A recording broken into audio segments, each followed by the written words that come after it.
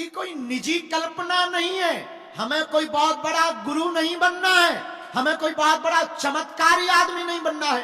राजनीति, दो कौड़ी की राजनीति में हम अपने करोड़ों का अध्यात्म दांव पर लगाएंगे। ये भी तुम विचार दिमाग से निकाल देना।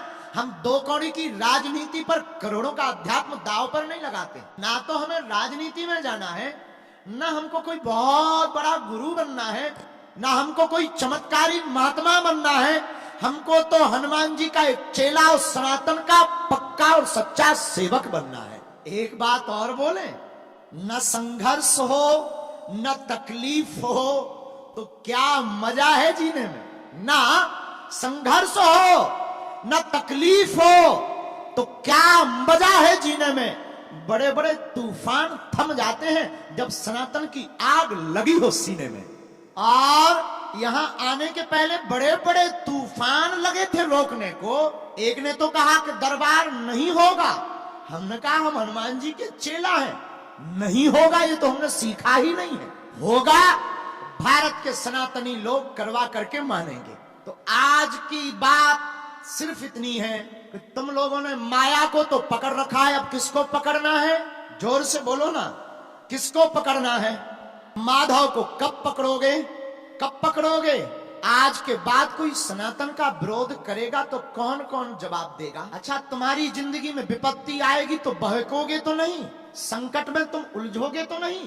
तुम्हें बहुत ज्यादा विपत्ति आ भी गई तो एक काम करना, चले आना बागेश्वर धाम।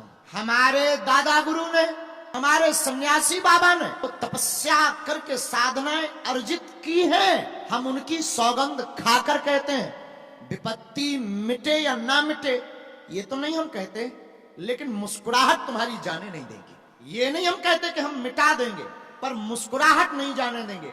और देखो, दो प्रकार की जिंदगी होती है। इसी मुंबई के एक फ्लैट में रहने वाला व्यक्ति रो करके, यहाँ पर कुछ लोग ऐसे भी हैं जिनको लग रहा है कि कभी ये प्रवचन बंद हो, प्रश्नोत्तरी हो गए, एक एक मिनट बोझ लग रहा है। और कई लोगों को इसी में मजा आ रहा, बैठे एक ही जगह है लेकिन एक मजा ले रहा, एक सजा भोग रहा। यही जिंदगी है, एक रो करके गुजार रहा, एक हंस करके गुजार रहा है। फिर उन सज्जन की चर्चा हम पूरी करें। उन्होंने कहा, आप ये हिंदू हिंदू क्यों चिल्लाते हो? हिंदू राष्ट्र बनवाओगे? उनका बने बनाए को क्या बनवाओगे, घोषणा करवाएंगे। कहा, कहीं ये तुम्हारा बचने का उपाय तो नहीं है? अंधविश्वास की उंगली उठने लगी तो तुमने हिंदू राष्ट्र पकड़ लिया। बात बहुत तर्क संगत थी।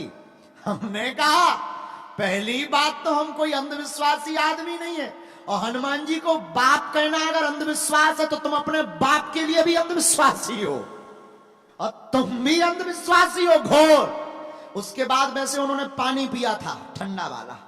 इसको सुनने के बाद हमने उनको जब कहा कि तुम भी अंधविश्वासी हो, वो बोले कैसे? हम कहा, तुम अपने पिता को क्या कहते? बोले पिता। हमने कहा, फिर बाप को अगर तुम बाप कहते तो तुम भी नंबर 1 के अंधविश्वासी हो।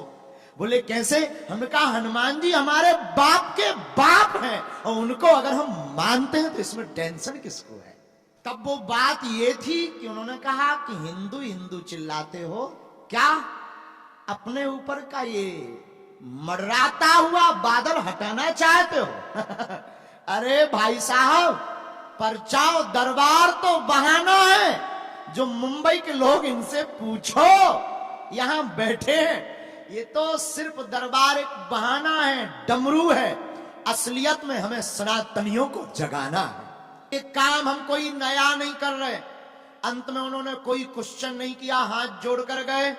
उन्होंने कहा, आपसे बहुत लोग जलते हैं। हमने कहा, तुम अपनी जलन बरकरार रखो, हम अपना जलवा बरकरार रखेंगे। और एक बात जिंदगी में याद रखना, विचार का बड़ा महत्व है।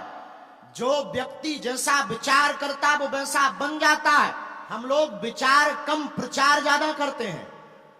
और हनुमान जी बहुत ही तार्किक हैं। हनुमान जी लंका भी जाते तो कपि मन कीन विचार, दीन मुद्रिका डारी तब जन अशोक अंगार। हनुमान जी पहले विचार करते फिर प्रचार करते। हमने भी पहले सनातन के लिए विचार किया, अब प्रचार कर रहे हैं।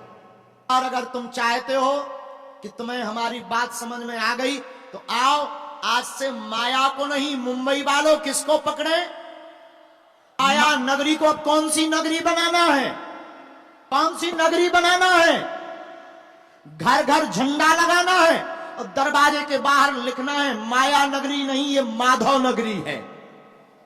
कौन कौन ऐसा लिखेगा? झंडा कौन कौन लगाएगा? पक्का? जोर से बोलो ना, और जोर से बोलो।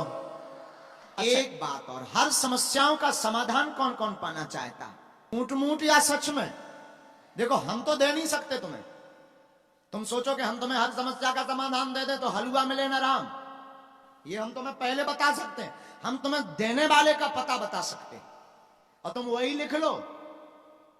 पूछो कौन? बालाजी। उनके अलावा संकट कटे जो सुमरे। हनुमान जी के अलावा तुम्हारे संकटों को कोई नहीं मिटा सकता। एक बात और, भारत में जितने भी पंथ हैं, उन पंथों के जितने भी धर्मगुरु चमत्कारी हैं, ये हम गौरव के साथ बोल रहे हैं, अभिमान के तहत नहीं, तुम्हारे स्वाभिमान के कारण बोल रहे हैं। हम पे तो वैसे कोई शक्ति नहीं, पर भारत के किसी भी पंथ का व्यक्ति कहता है कि हमारे पंथ में या धर्म में या मजहब में बहुत शक्ति है, हम उसको बहुत ही प्यार पूर्वक ठटरी बार कर कहते हैं कि तुम टिक नहीं पाओगे। पूछो कैसे? क्योंकि सब कुछ हनुमान जी से प्रकट हुआ है, सब कुछ हनुमान जी में ही समाहित है। इसीलिए गोस्वामी जी ने लिखा, अष्ट सिद्धि अस्वर दीन। तुम्हें अब किसी भी पंथ में भटकने की आवश्यकता नहीं है। वो हिंदू हिंदू नहीं है जो हिंदुओं का विरोध कर रहा है। वो हिंदू हिंदू नहीं है जो अपने धर्म को त्याग कर किसी दूसरे धर्म पर भरोसा कर रहा है। अच्छा, अपने में कोई कमी है क्या? 33 करोड़ देवी देवता हैं, ज्यादा दिक्कत है एक आध और बना लो। हाली ये है, तुम लोग गौरव नहीं मानते, ये तुम्हारा दुर्भाग्य है। औरों के पास तो एक ही देवता है, अगर वे रूठ जाएं तो कोई इमरजेंसी कॉल उठाने वाला नहीं। सबके पास तो एक ही पुस्तक है, अपने पास तो 4 वेद, 6 शास्त्र, 18 पुराण, उपनिषद, गीता, महाभारत है। इतनी समृद्धता है। आओ आज हम सब माया नगरी को कौन सी नगरी बनाएं? घर घर राम को पहुंचाएं।